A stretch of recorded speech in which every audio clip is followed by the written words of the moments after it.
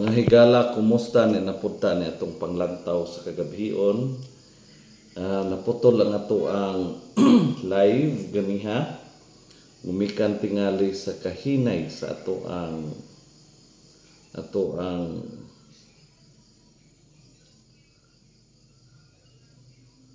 signal. So ito na lang ning gi-record mga igsoon. Shout out day no sa ato ang kalantugi sa diha sa Facebook si Mr. or si Christoph Recto. So yung anak lang ta sir no bisag nagkalain-lain ng atong baruganan. Okay lang gihapon. Magdebate-debate lang ta, wala lang gunay pakapin nga pagbati. Di lang ta masuko. Ato lang debate lang ta. Nagkalain-lain ang atong baruganan. Pero okay lang kana pag atoan ng pagkabana sa atoang nasod. Ato sa dang i-shout out ang atoang mga likers sa atong Facebook, Maribel Alico sa Ison, Ate Ma'am Juvie Impalmado, Rowena Isumandag, Bernadette Tanduyan of Seattle, USA, Rosita Riquintusa, Marilo P. Faustino, Pastora Inarlita P. Manta, Pastor Yong Monleon Makig-Angay Jr., Aris Glinbraga Calao, Kuya Marlo Joey Fernan, Kuya John Impal Sumiog and Blessing Dominic. Shout out po ni Ma'am Estrella Paler Bacar. Shout out po ni Mr. Johnny Di Samunting nga nagtanaw sa ato ang live kaganina. Pero naputol. Ako na lang itong i-delete sir kay hinay kay atong signal. It is in the stillness of the night when truth become clearest. Sa takna sa kagabhion, ang kasaba sa kalibutan miubos.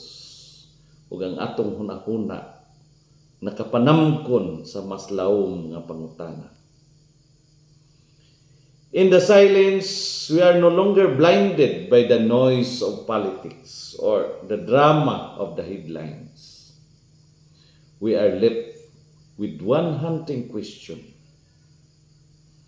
When the law begins to serve a name rather than a nation, what becomes of justice?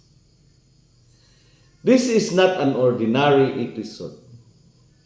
This is not just an analysis. This is a moral stand. Tonight, we talk about a bill, a proposed law that is more than words on paper.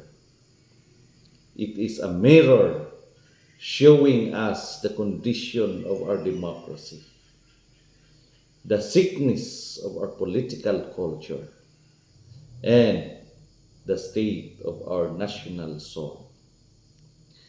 It is called the Duterte Bill, or officially Senate Bill number 557, authored by Senator Aimee Marcos. But I must say early on, this is not a bill made for every Filipino. This is a bill made for one man, a law with a name, a law with a face, a law that does not serve justice but hides it. And so we ask, with trembling voices, is this about national dignity or is this political immunity? Let us begin with context. In March 2025, the International Criminal Court issued an arrest warrant for former President Rodrigo Roa Duterte in connection with the bloody war on drugs that left thousands dead, many of them poor, voiceless, nameless. Not long after, on July 14, 2025, Senator Amy Marcos filed the Duterte bill. The timing speaks volumes. This bill criminalizes what it calls extraordinary rendition, which means arresting or transferring a Filipino citizen to a foreign tribunal like the ICC without local court's consent or a standing treaty. On the surface, it appears nationalistic, a defense of sovereignty, but underneath, it is clear this is not about the Filipino people. This is about shielding Duterte from international prosecution. Sa atong pinulungan, dili ni balaod nga nagatabang sa nasod. Balaod ni nga nagapanalipod sa usa ka tawo. If this were about principles, why was it only filed now? Why name it after Duterte? Why now that he is under threat or international trial? This is a law born out of fear, not principle. And when fear writes our laws, justice dies.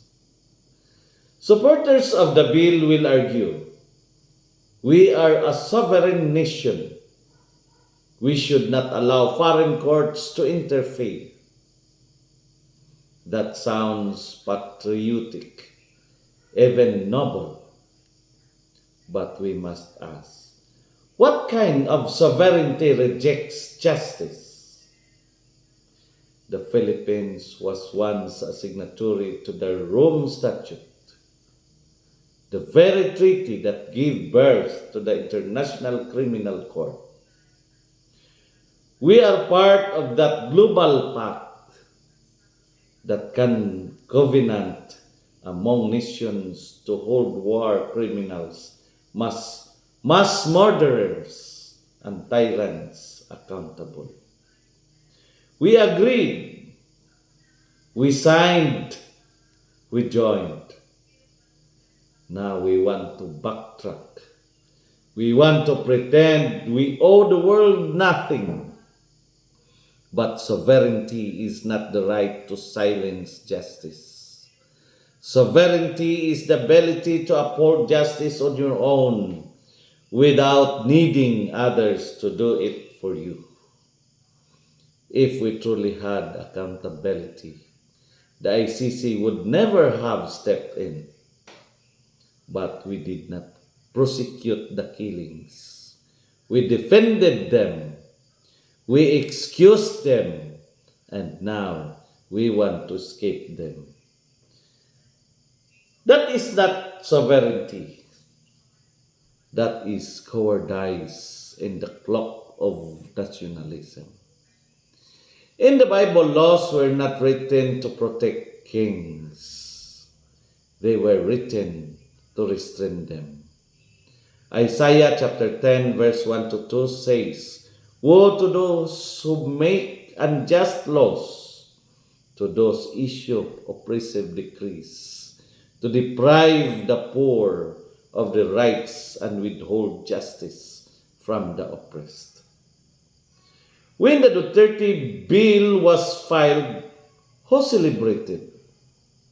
The powerful, the allies, those who have access to lawyers and press conferences. But who wept? The poor, the mothers whose sons were killed in alleyways, the children orphaned by midnight raids, the family still waiting for answers. This law does not speak for them. It speaks for impunity.